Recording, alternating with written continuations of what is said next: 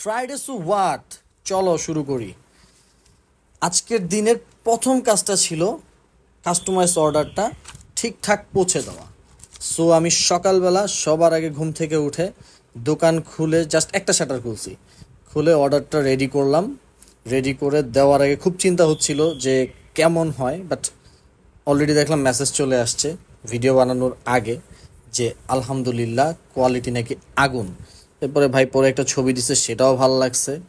And এটা তাড়াতাড়ি delivery করে বাসায় ব্যাক করতে করতে দেখি যে 1:10 বাজে, আর নামাজের জন্য 20 মিনিট আছে। জুমার নামাজ মিস দেওয়ার কোনো সুযোগ নাই। And as soon as possible somehow কোনোভাবে ম্যানেজ করে আমি নামাজের জন্য বের হয়ে যাই।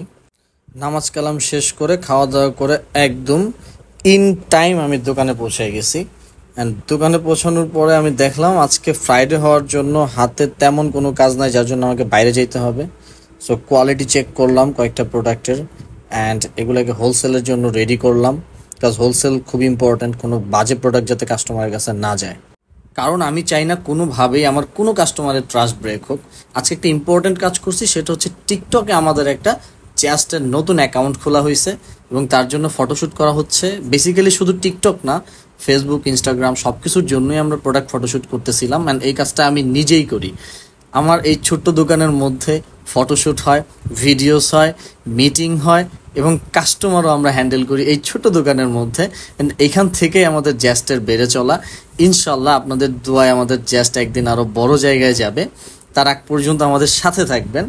আর এর মধ্যে কাস্টমার চলে আসে প্রোডাক্ট শ্যুটের সময়ই 3টা প্যান্ট 1300 টাকার অফারটা নিয়ে নেয়, আমরা সেটা দিয়ে খুশি।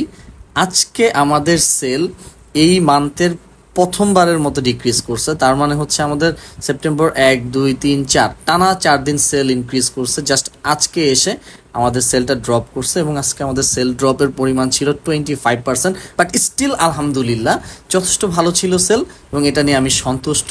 আজকের জন্য এই পর্যন্তই, আবার কালকে দেখা হবে। Tata, see you.